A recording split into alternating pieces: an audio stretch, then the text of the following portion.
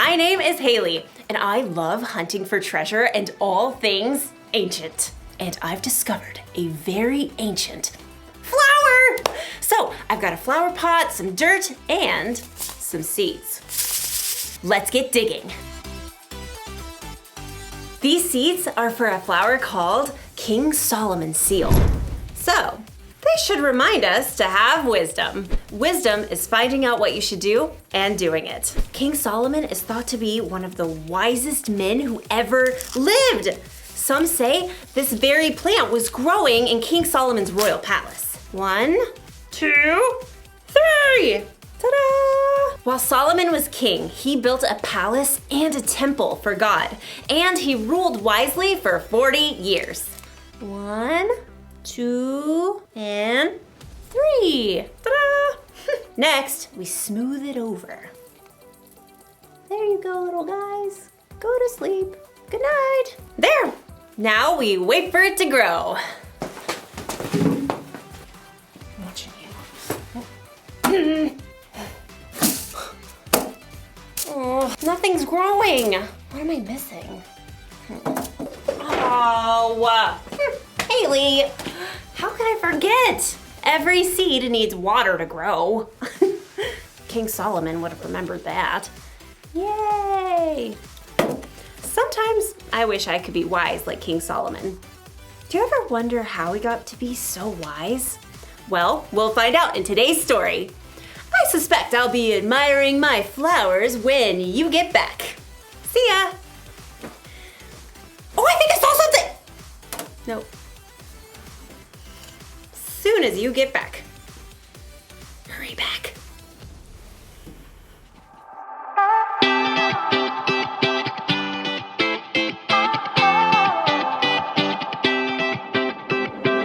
Hey friends, it's time for the memory verse. Now we had it last week and you learned it a little bit, but let's keep practicing, okay? So you can have it memorized by the end of the month. Do you remember where it's from? James 1:5. And it begins like this. If any of you, what's the next part? Needs wisdom. You should ask God. He will give it to you. God gives freely to everyone and does not find fault. And it's from what book? James 1:5. Awesome job. Now, I want y'all to be down in the South for a second. Give it your best Southern accent for this next practice. Are you ready? Are you sure you're ready? Let me hear the accent. Say yeehaw. Yeehaw. Good job. All right, are you ready? If any of you needs wisdom, you should ask God. He will give it to you. God gives freely to everyone and does not find fault. And that's from James 1:5, I do reckon. All right, let's practice one more time faster. Are you ready? If any of you needs wisdom, you should ask God. He will give it to you. God gives freely to everyone and does not find fault. James 1:5. Awesome job. Way to go, Luminate kids. We're on to the next thing.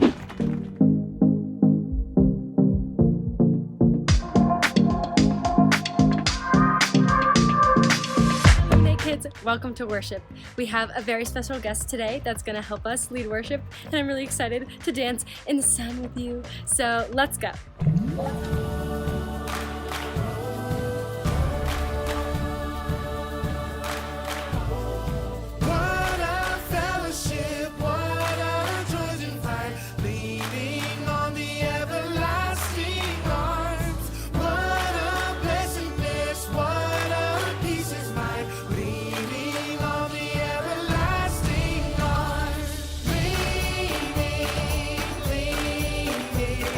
Safe and secure.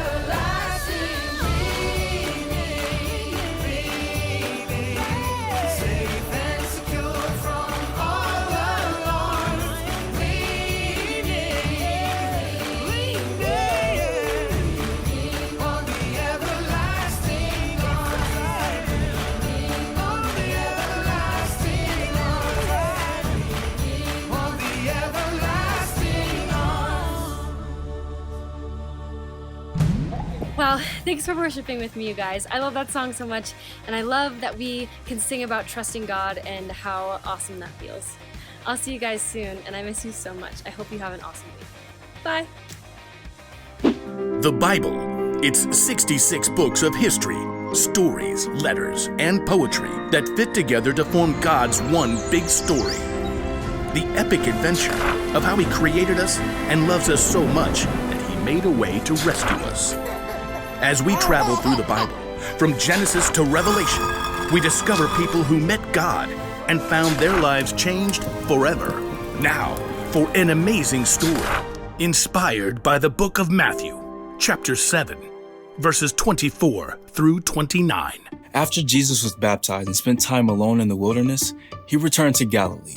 There, He began teaching and gathering His disciples. Great crowds began to follow Jesus everywhere He went. So one day, He climbed up a mountainside and sat down to teach His closest friends. Many others showed up to listen. You are the light of the world. This is quite the sermon on the mount. Jesus shared all kinds of wisdom about the way God wants us to live. He finished with a vivid word picture.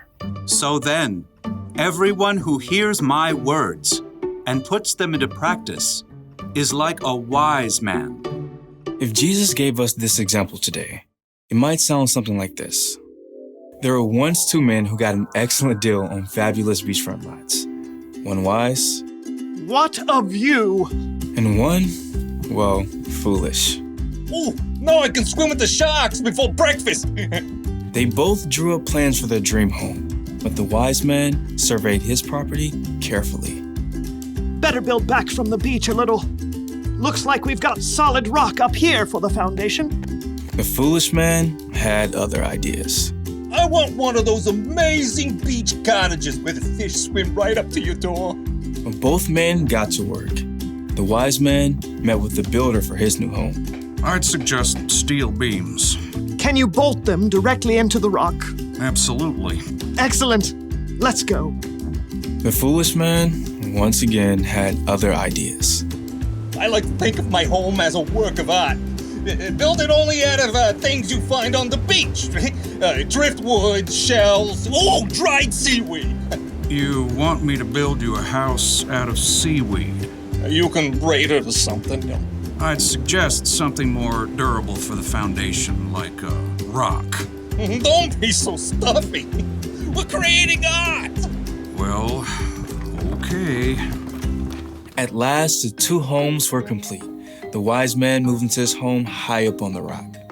Good book, fresh lemonade, salty sea breezes. I'm all set. The foolish man moved into his house right on the beach. Seaweed thatching, exquisite driftwood posts, shell columns. I am a true artiste. Within a short time, dark clouds began to form on the horizon. Looks like I better pull down the storm windows. Oh, goody. I can enjoy the gentle rain on my driftwood porch while communing with the fish at my doorstep. The winds began to pick up.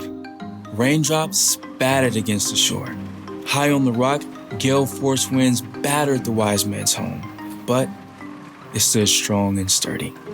On the beach, though, waters began to rise. Yippee! I get to have one of those tropical huts with the water underneath. Yeah!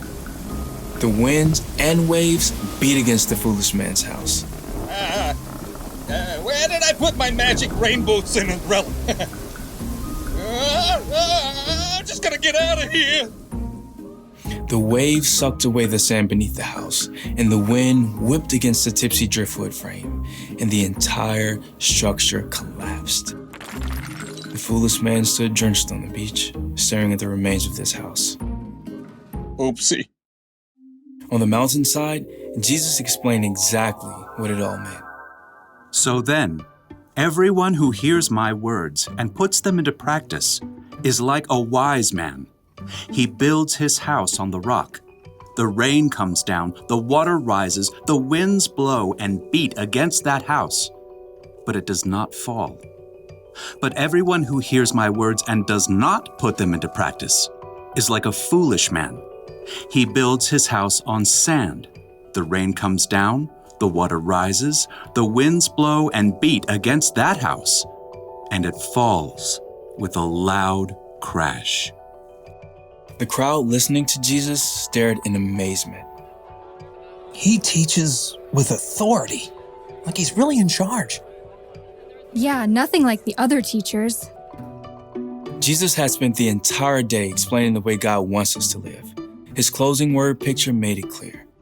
Anyone who puts the teaching of Jesus into practice builds their life on a foundation that will always stay solid, no matter what storms may come.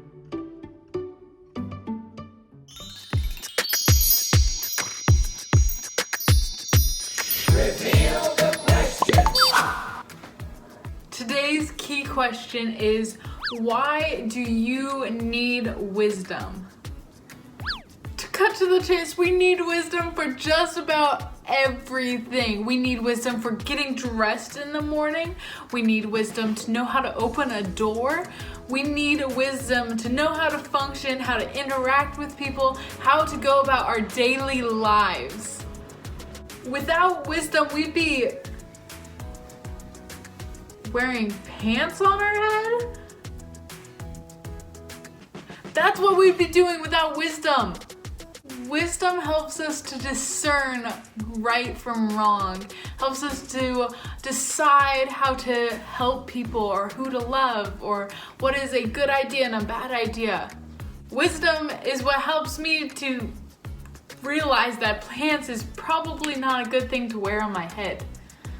But all this wisdom that helps us decide from good and bad, right and wrong, good friends and bad friends, all this comes from God, leading us to our bottom line that we need to trust in God to give us wisdom. Trust in Him to help us decide how to go about our lives and which decisions to make. Trust in God.